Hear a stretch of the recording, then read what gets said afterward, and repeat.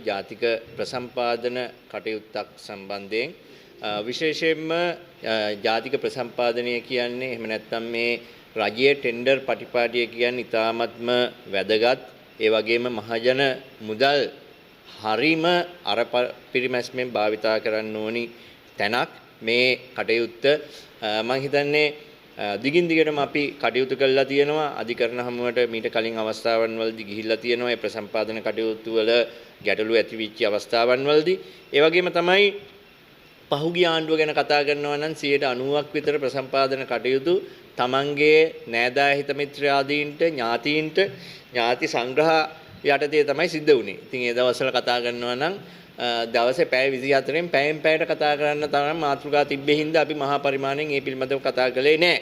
ඒකට හරියන දඩුමක් විදිහට තමයි මේ වගේ ಜಾති ද්‍රෝහී ආණ්ඩු පන්නලා දැන් මේ නව රජයක් ඇවිල්ලා තියෙන්නේ.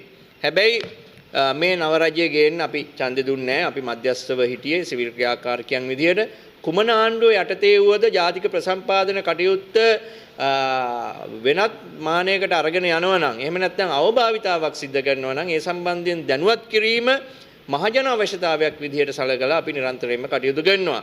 අද දවසේදීත් අපි අනාවරණය කරන්නේ වර්තමාන රජයේ යටතේ ප්‍රසම්පාදන කටයුත්තක සිදුවිච්ච යම්කිසි අඩුපාඩුවක් අනාවරණය කිරීම තමයි.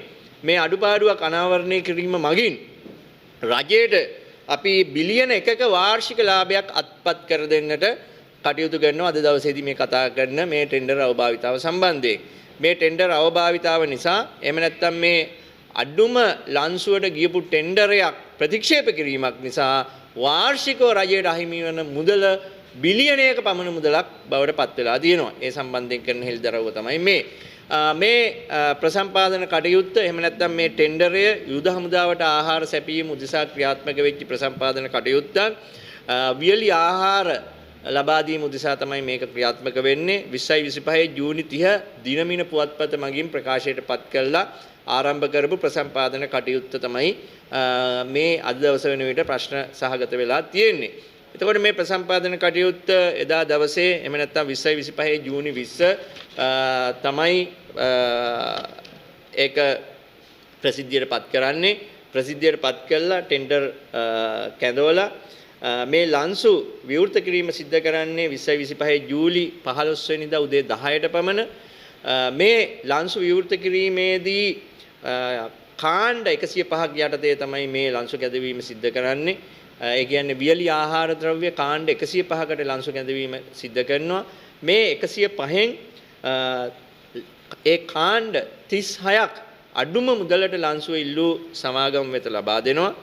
මේ වෙනකම් මේ කාර්යය නිවැරදි ආකාරයට යනවා. මෙතන මෙන්න මේ අඩුම මුදලට ලන්සුව ලබා දීම, ලන්සු කැදවීම ඒ සියලු දේවල් નિયમિત ආකාරයට සිද්ධ වෙනවා විතරක් නෙමෙයි මේ කාණ්ඩ 36කට ලන්සුව ලබාගත් සමාගම විශේෂයෙන්ම මණ්ඩල ගණනාවකින් ලන්සු ඇගීමේ මණ්ඩලය සහ ඉහළ ස්ථාවර මට්ටමේ ප්‍රසම්පාදන මණ්ඩලය මගින් මේ ටෙන්ඩරය අනුමත කිරීමක් සිද්ධ කරනවා. හැබැයි ඊට පස්සේ මොකද්ද වෙන්නේ? මෙන්න මේ ටෙන්ඩරයට අදාළව ප්‍රසම්පාදන අභියාචනා මණ්ඩලයට ලැබිච්ච යම්කිසි ඉල්ලීමක් නිසා මේක ප්‍රතික්ෂේප කරන තැනටපත් වෙනවා. අද වෙන විට මේ අඩුම මුදලට ඒ ලබා දීපු ලන්සුව ප්‍රතික්ෂේප කිරීමක් සිද්ධ කරලා තියෙනවා. සිද්ධ කරන්නේ ප්‍රසම්පාදන අභියාචනා මණ්ඩලය මගින්. හැබැයි අපිට තියෙන කාරණාව තමයි භාණ්ඩ ගණනාවකට ශ්‍රී ලංකා යුද හමුදාවට වියලි ආහාර ද්‍රව්‍ය සැපීමේ ටෙන්ඩරය සඳහා ලන්සු කැඳවීම සිද්ධ කරනවා. ලන්සු කැඳවීම නියමිත පරිදි කරගෙන යනවා. අඩුම මිලට ලන්සුව ලැබිච්ච ආයතනයට ලන්සුව ලබා දෙනවා. ලන්සුව ලබා දීලා මේක සැපයීම ආරම්භ වෙන්න ඕන්න මෙන්න කියලා තියෙද්දී මේකට අභියාචනාවක් ඉදිරිපත් කළා. ඒ ප්‍රසම්පාදන කටයුත්තේ අභියාචනා කමිටිය මගින් මේ ලන්සුව තහනම් කිරීමකට ලක් කරනවා. එහෙම නැත්නම් වෙනත් අයෙකුට ලබා දීම කරනවා. ඒ ලබා දෙන සමාගම ඇවිල්ලා අඩුම මුදලට ඒ ලන්සුව ලබාගත් සමාගම නෙමෙයි. එතකොට අපි විශ්වාස කරන අන්දමට මේ ලන්සු දෙක අතර පරතරය වාර්ෂිකව වටිනාකමක් විදිහට ගත්තොත් බිලියනය ඉක්මවා යන අගයක් බවට පත් වෙනවා. ඉතින් මම අහන්නේ වර්තමාන ජනාධිපතිවරයාගෙන් අපි අහනවා ජනාධිපතිතුමනි ඔබ දන්නවද මේ සම්බන්ධයෙන්? ඔබ නොදන්නවා නම් ඔබ දැනුවත් කිරීම උදෙසා තමයි මේ සියලු කටයුත්ත කළේ. ඒ වගේම මංගාව තියෙනවා ලිඛිතව මේ රාජ්‍ය ආරක්ෂක අමාත්‍යාංශයේ ලිඛිතව මේකට අස්සන දාලා තියෙන්නේ සම්පත් තුය්‍යකොන්තා මහතා. කවුරුත් දන්නවා ඔහු ලේකම්වරයා ආරක්ෂක අමාත්‍යාංශයේ මේ ප්‍රසම්පාදන කටයුත්තේදී මේ ටෙන්ඩරේ ප්‍රදානය කිරීමේ ලිපිය තමයි මේ මංගාව තියෙන්නේ මේ භාණ්ඩ 36ට. හැබැයි ඊටත් උඩින් දැන් ලොක්කෝ ඉන්නවා කියන එක තමයි අපිට ආරංචි වෙලා තියෙන්නේ. මේ රජයත් මේ විදිහට යම් කිසි කණ්ඩායම් එකතු වෙලා මේ මහජන මුදල් නාස්ති කිරීමට කටයුතු කරනවා නම් ඒ සම්බන්ධයෙන් ජනාධිපතිවරයා දැනුවත් විය යුතුයි. ජනාධිපතිවරයා දැනුවත් කිරීම උදෙසා තමයි කියන්නේ. මට 100% විශ්වාසයක් තියෙනවා ජනාධිපතිතුමා මේ සම්බන්ධයෙන් දැනුවත් නැහැ. හැබැයි සිවිල් ක්‍රියාකාරිකයන් විදිහට අපි ඉන්නේ යුතුයකම ඉෂ්ට කරන්න. අපි හැමදාමත් ජනතාවගේ පැත්තෙන් බලලා මේ රටේ බදු මුදල් ඉතුරු කර ගැනීම උදෙසා තමයි මේ සටන කරන්නේ. මාධ්‍ය හමුවට ඇවිල්ලා අපේ මේ හරඹයන් අපි දක්වන්නේ මේ රටේ බදු මුදල් එකතු කර ගැනීම එහෙම නැත්නම් බදු මුදල් ඉතුරු කර ගැනීම උදෙසා මේ සම්බන්ධයෙන් රජයේ වගකිය යුතු ඉහළ අංශයන් රාජ්‍ය ආරක්ෂක අමාත්‍යාංශයේ කරුණාකරලා මේ සම්බන්ධයෙන් ඉදිරියේදී නෛතික ක්‍රියාමාර්ග ගන්න කියලා අපි ඉල්ලා සිටිනවා. මේ සම්බන්ධයෙන් නෛතික ක්‍රියාමාර්ග ගන්නේ නැත්නම් ඉදිරියේදී ජනාධිපතිවරයා ලිඛිතව දැනුවත් කළා අපේ ක්‍රියාමාර්ග සිවිල් ක්‍රියාකාරකයන් විදිහට අපි ගන්නවා. මොකද අපිට වටිනවා මේ රටේ බදු මුදල්. මේ රටේ අහිංසක ජනතාව තමන් කන පරිප්පු ඇටේට හාල් ඇටේට බදු ගෙවලා මේ දේවල් මේ රජයට ආරක්ෂක අමාත්‍යාංශයට ආරක්ෂක පිරිවැය අධ්‍යාපන පිරිවැය සෞඛ්‍ය පිරිවැය ඉතුරු කරගන්න කටයුතු කරනවා නම් මේ වගේ ප්‍රසම්පාදන කුක්කන්ට මේ මුදල් වලට වහල් වෙලා මං හිතන්නේ කාගේ හෝ අතමාරුවකට වෙන්නේ නැති මේක වෙලා තියෙන්නේ. යම්කිසි තනි පුද්ගලයෙකුගේ අවශ්‍යතාවයකට වගේ වෙන්න පුළුවන් මේක වෙලා තියෙන්නේ.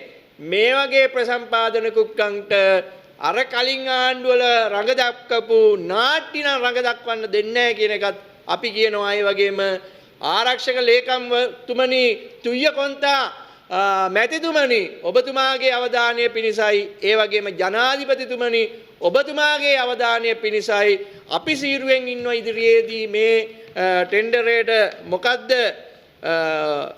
උනේ කියන එක සම්බන්ධයෙන් සහ මේක අපි දිගින් දිගටම පිටිපස්ස යනවා.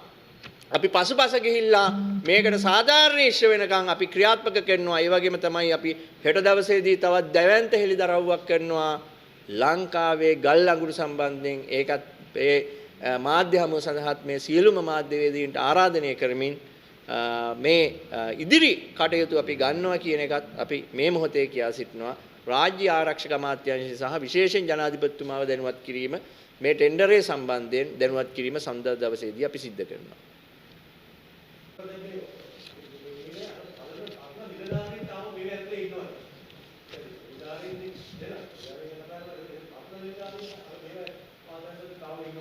පැහැදිලිවම මේ පරණ අවතාර දැන් රාජ්‍යයක් වෙනස් වෙලානේ තියෙන්නේ. එතකොට රාජ්‍ය වෙනස් වෙලා අමාත්‍යවරු දැන් අපි 100%ක් මේ ගැරන්ට් කරන්නවත් සුද්ධ කරන්නවත් යන්නේ නැහැ. හැබැයි මේ යන ක්‍රමය හොඳයිනේ.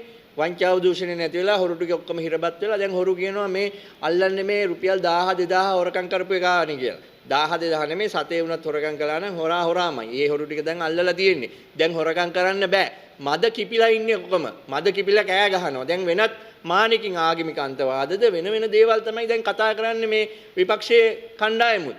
ඇත්තටම දැන් වංචාව දූෂණය නැති වෙලානේ තියෙන්නේ. අඩුම තරමේ මේ ගැන කතා කරන සිවිල් ක්‍රියාකාරියෙක්ට කටහැරලා කතා කරන්න පුළුවන්නේ. කලින් මොකද්ද කළේ? කලින් රජයන් වල අපි කතා කරපුවම ත්‍රස්තවාදීව කළා අල්ලගෙන ගිහිල්ලා හිරේනේ අපිට ඉන්න උනේ. දැන් එහෙම තත්ත්වයක් නැහැනේ. ඉතින් අපි කියන්නේ මේ වංචා දූෂණ ප්‍රසම්පාදන ගිලින රාජ්‍ය නිලධාරීන් රාජ්‍ය බහිරවය ඉන්නවා නම් ඒ බහිරවය මේ ආණ්ඩුවෙන් ආපු බහිරවය නෙමෙයි. පරණ බහිරවයම තමයි දැන් ඉන්නේ. හැබැයි මේ බහිරවය පන්නන වගකීම සිවිල් ක්‍රියාකාරිකයන් විදිහට අපි අරගෙන තියෙනවා. අපි මේ පිළිබඳ සත්‍ය හෙළිදරව් කරනවා. ඉදිරියේදී අපි බලාගමු මේ බහිරවය ටික කී දෙනෙක් මෙතන බහිරවය ඉන්නවද කියන එකත් ඉදිරි මාධ්‍ය හමුවකදී අපිට අනාවරණය කරන්න පුළුවන් වෙයි කියලා අපි විශ්වාස කරනවා.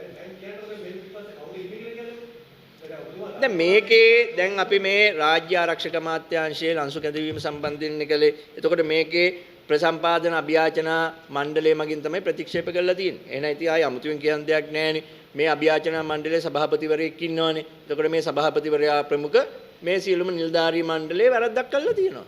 අඩුම ලන්සුවට ගියපු එක ලන්සුවත් හිමි වෙලා තියෙයි නම් ආහාරයේ ටෙන්ඩරේ දෙන්න විතරක් තියෙන මොහොතක එකපාරට අත්හිටවනවා. අත්හිටවන්නේ කවුද? අභියාචනා ප්‍රසම්පාදන මණ්ඩලය. එතකොට අභියාචනා ප්‍රසම්පාදන මණ්ඩලයට ඇයි හේතු උනේ? ඇයි අවශ්‍යතාවය උනේ? තාම අපිට පැහැදිලි හේතුවක් ඇවිල්ලා නැහැ මේ ප්‍රතික්ෂේප කරන්න හේතුව. ඉදිරියේදී මේ හේතුව කියන්න වෙනවා. මේ හේතුව මොකක්ද කියලා අපි සලකා බලනවා. ඒ විතරක් නෙමෙයි මේ හේතුව අපිට පිළිගත හැකි මට්ටමේ නැත්නම් බයිරවයන් ගරන් ටික ඊළඟ මාධ්‍යමය අපි අනාවරණය කරනවා.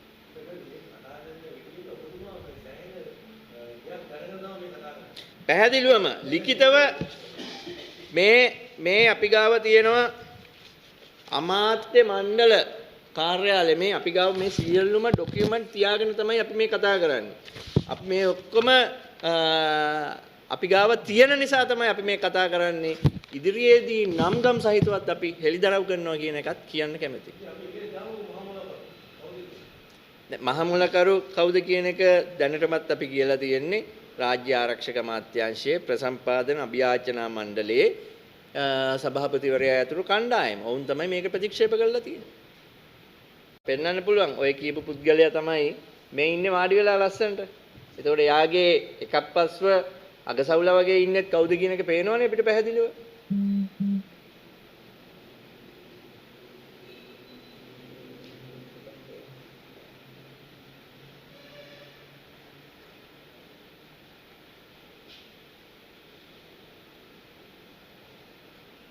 මේ අමාත්‍යවරුන් එක්ක වාඩි වෙලා ඉන්න පුද්ගලයා තමයි මෙන්න මේ බෝලේ දාලා තියෙන්නේ. අපි බලමු ඔහු දැන් මේ දඟපන්දුවට මේ පැත්තෙන් පුල් ටොස් එකකට වදිනවා වගේ පාරක් වැදුනහම දරා ගන්න බැරි වෙයි. 6 සීමාවට පන්නලා තමයි ඉතින් මේක නතර වෙන්නේ. එතනින් මෙහා මේක නතර වෙන්නේ නැහැ කියන එකත් මේ වාඩි වෙලා ඉන්න පුද්ගලයාට අපි කියන්න කැමතියි. ඒක තමයි මම කිව්වේ අගසව් දෙනම වගේ ඉන්නේ කවුද කියලා මේ අවතාර මැද්දේ වාඩි වෙලා ඉන්නේ. එතකොට මේ කාගේ කවුද කියන එක අපිට හිතා ගන්න පුළුවන්.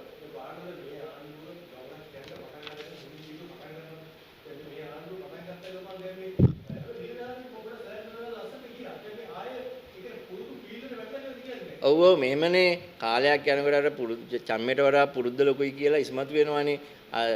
මුල් කාලේ පටන් ගත්තාම පටන් ගත්තේ බයටනේ. ආපහු පොඩ්ඩක් අත දාලා බලනවා මේ කොහොමද බාව ගන්න පුළුවන්ද බැයිද මොකද්ද කියන එක. ඉතින් රජය නියම ට්‍රැක් එකට ගෙන යෑමේ වගකීම තමයි සිවිල් ක්‍රියාකාරීකව නිරන්තරයෙන්ම කරන්නේ.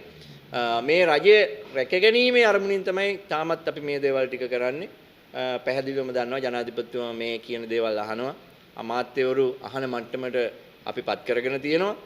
මේ වැරදි දේවල් නෙමෙයි කියන්නේ. සියලුම සාක්ෂි සාධකත් එක්ක අපි නිරන්තරයෙන්ම මාධ්‍ය හරහා මේ අවධානය යොමු කරන්නේ. ඉතින් මේ සම්බන්ධයෙන් ඉදිරියේදී පැහැදිලි හොඳ ක්‍රියාමාර්ගයක් ගන්නව ඇතයි අපි බලාපොරොත්තු වෙනවා. අධිකරණ පද්ධතියක් තියෙනවා. ඉදිරියේදී අධිකරණ පද්ධතිය හරහා හෝ මේ ප්‍රශ්නේ අපි විසඳ ගන්නවා.